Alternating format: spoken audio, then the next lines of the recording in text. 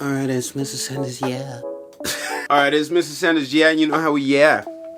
Yeah. Today we're going to talk about just stealing people's talents. Why are we going to talk about that? Because I know you've had one of those moments where you watch someone and you're like, damn, I wish I could do what they're doing, but I feel like I can't do that because I don't have the talent. And so you kind of just quit. And then you feel bad inside because you just feel like they have something that you don't have. Well, it doesn't have to end that way.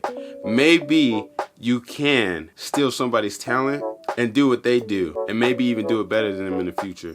And what's interesting is, I got this book, The Boron Letters. This book, Real Artists Don't Starve. Completely different books, but there's concepts in both of these books that hammer home what we're about to talk about.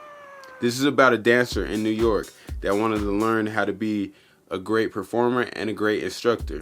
This is what she did.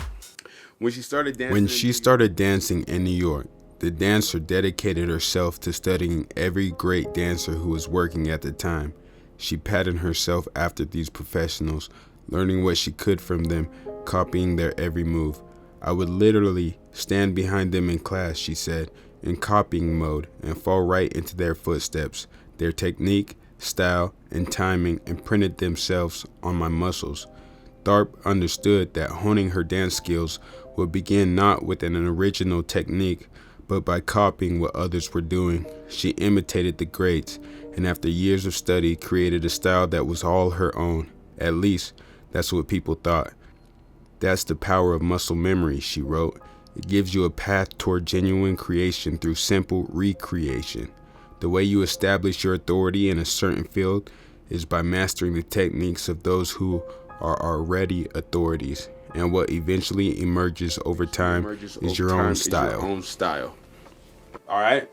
You get what she did there? Somebody was standing in front of the class. She copied them exactly. Until the moves imprinted on her DNA, then she understood deep down on an internal level what great dancing looked like. And then from that understanding, she was able to create her own style. Going to the Boron Letters. Completely different book. Completely different stuff. Same concept right here. This book, what it's talking about, is a writing book. And he's talking about here, if you want to be a great writer, you should take the great works, set them on one side of your desk, take a pen and a pad on the other side of your desk, and start copying the works down word for word. So once again, you're copying the great. You're imprinting what it takes to be a great writer on your DNA. We're going to read. Here's why I want you to do all this. You see, what happens when you actually write out a good ad in your own handwriting is that the words, the flow, the sentence structure, the sequence of information, and everything else about the writing of that ad becomes a part of you. This isn't just an empty experience. This is a way of internally imprinting on your mind and body the process of good writing. If you do this often enough, you will soon have a deep, inside-out understanding of what it takes and what it feels like to write a good piece of copy. Let me tell you a little tale about a man I very much respect who was not above doing this sort of thing. He wanted to become a great writer. He was. And so what he did was take great books and copy them. In a sense, he was actually writing them in his own handwriting, just as I am instructing you to do. He did this for a long time. Now here's something else he took the trouble to do. Since one of the books he wanted to write involved what it was like to cross the ocean under horrible conditions, what he did was travel the ocean himself in the bows of rusty old freighters. Well, naturally, before he was finished, he had an internal, deep-rooted cellular knowledge of the process of writing a good book, and he also knew what it was like to travel the ocean in misery. Did all of this pay off? You bet it did. This man's name is Arthur Hailey, and his book Roots is one of the best sellers of all time.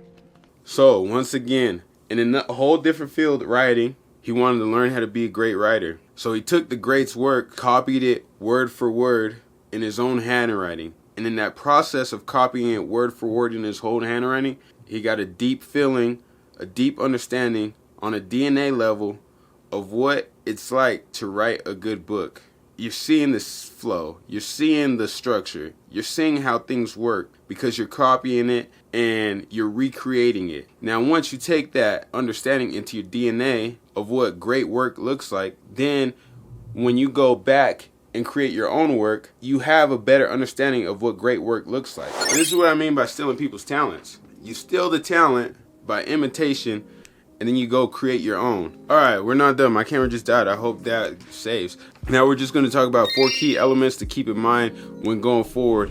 Number 1, film study. I didn't understand this growing up, but there's this great boxing coach, Coach Barry Robinson. I was watching him watch film one time, and he said, before the film started, he said, I have watched this fight over 500 times. And when he said that, I really think he meant he's watched the fight over 500 times. What I take from that is, there's another quote that I can't remember exactly, but when you look at things longer than other people, you begin to see things that other people don't see.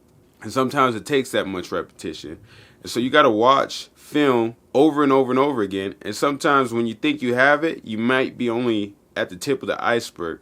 So film study, watching yourself and watching others multiple times to get a deeper understanding. Number 2, thinking for yourself, coming up with your own drills.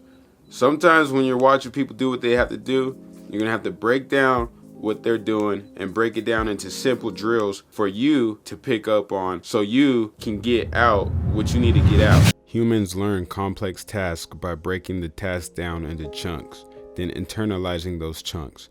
Finally, you must connect these chunks to build a greater structure. Once this greater structure is built, the task is complete. Number 3, repetition, repetition, repetition. Repetition equals vision. The more work that you do, the more work you have to look over and study for yourself. A lot of people get stuck. They'll overthink things, overcomplicate things, and not do anything. So they have nothing to look back over. And if you have nothing to look back over, you really have nothing to learn from. Like, I recently posted 500 beats. Well, I just finished posting 500 beats on my beat page. Then I went back and listened to every single one of them not too long ago. And I learned a lot by listening to every single one. I learned a lot of mistakes I was making, and I learned where I was going wrong. But if I didn't have that catalog to look over, I wouldn't have been able to learn those things. And the last one is just be honest with yourself and where you're at, and be okay with that. Sometimes, I'll put it like this. Sometimes it's hard to see other people's work or observe other people's work if they're way ahead of you, because it reminds you how far behind you are, and that kind of sucks. And so you kind of avoid it. Like, I would avoid listening to other people's beats because it just was like, damn, I'm so far behind.